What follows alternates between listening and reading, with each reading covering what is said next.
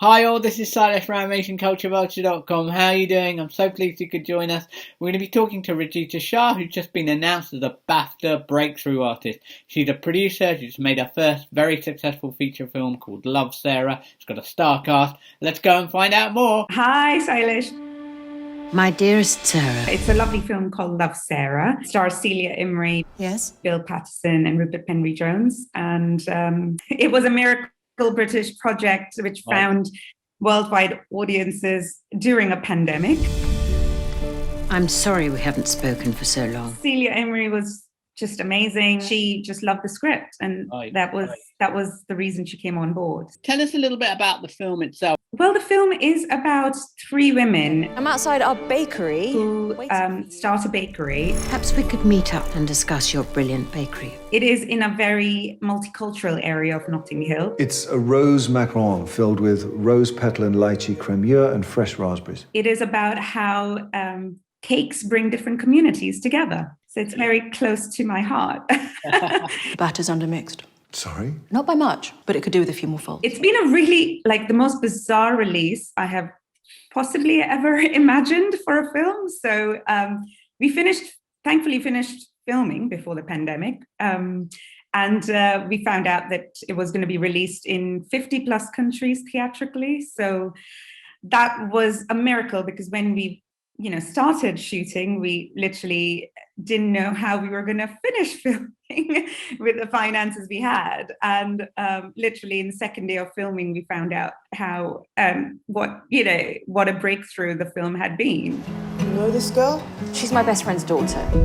And where's your friend? And we were all very, very excited, because we were a young team. First-time director Eliza Schroeder, first-time writer Jake Brunger, and myself. And we were really looking forward to it. But of course, all our film festivals were mainly cancelled. We had one where we premiered at the Glasgow Film Festival. And then we were going to have a premiere at the BFI South Bank that got cancelled. And, subsequently everything was cancelled. What the hell are you going to do? There is somebody I could still try. Instead of the UK, we released in New Zealand first, and the tiniest country. Very well in Australia and New Zealand, didn't it? Yeah, it was number one in the box office for 3 weeks straight, which was amazing, and number 4 in Australia. So that part of the world we did really well. And then when it came to the UK, we had a small theatrical in August. We were then top 10 on Amazon for almost a month. I didn't expect you to have quite so much. Every 3 months, I get notified that another country is releasing the film. And it's been a year and a half, and we're still releasing the film. It's coming out in Israel this 30th of December. So it's not stopped. Please just tell me where we're going. Isabella. Take us right back to the beginning of how you came to be involved.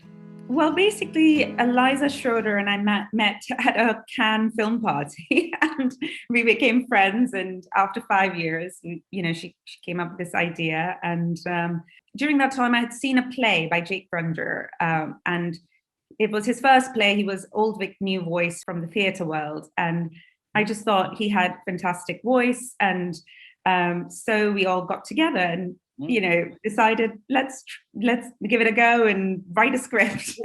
Once you had the script and you liked the idea and you said, right, we want to make a film, what happens next? Well, there's so many different scenarios around this, but as a young producer, first-time producer, it was harder. I couldn't just go to a financier and say, give me the money for this film, because I have a first-time director and a first-time writer as well. What makes you so special? Why don't you try one? Tell me. Good luck.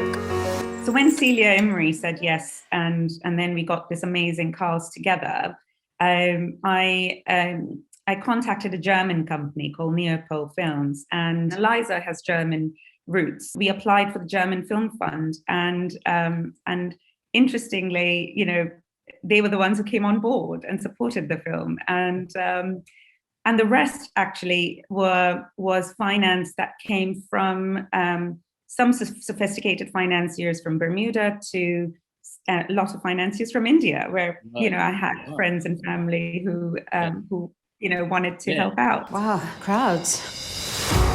This city is home to people from all over the place. We make our bakery something to remind them of home.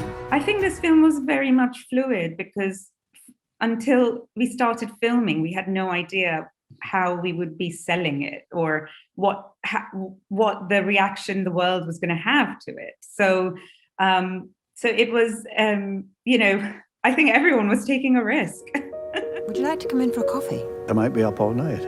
Lucky me. You've got one very successful feature film behind you, and now you have the BAFTA Breakthrough title as well. What's your outlook right now? On the back of Love Sarah's success, we've set up a development fund, and with the financiers who financed Love Sarah, because they were so happy with how it has done for them, and they wanted to, support me in my next steps, which was so lovely, because that doesn't really happen often. And we've taken on to date 3 projects, and one was just announced this week.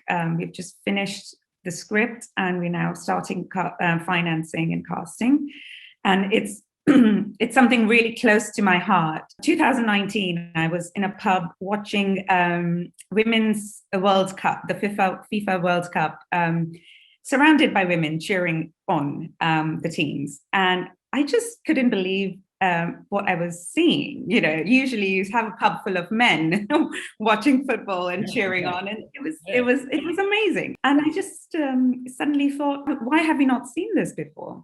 How did you become a producer? What was you describe how you came into producing, really. So I grew up in a small town in India called Surat. And when at 10, I decided I wanted to be a filmmaker, most people thought it was a joke, or not a joke, but it was something that was unimaginable. But that dream kind of kept me going. It was that singular thought that I felt drove my trajectory. So I ended up going for high school in Bombay, and then getting a scholarship to School of Visual Arts in New York. And then after my film degree there, I came to London and did my master's in film producing here. Initially, I was very much drawn to writing and directing as well, because that's where the limelight is. But as I went to university and was exposed to more and working in the industry, you realize your strengths. And I think I loved being a part of bringing a team together, being part of finding a story, of nurturing a story. And so I'm a creative producer.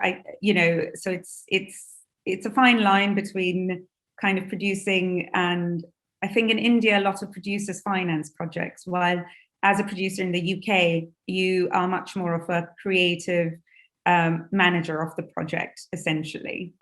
If anyone can put her spirit into this, it's you. So you're going to join me or what? Are you interested in making films in India or about India? Absolutely. It's just their higher expectation from within me about a film I would make about India. What's that smell? Cat's piss. Croissants, fresh from the oven. Thanks so much for taking time out to talk about your journey and the BAFTA Breakthrough. We hope to see a lot more of you, and maybe talk to you again when the next film comes around. So Rajita Shah, thank you so much. Take care. Thank you so much. Love, Sarah. Would you like to come in for a coffee?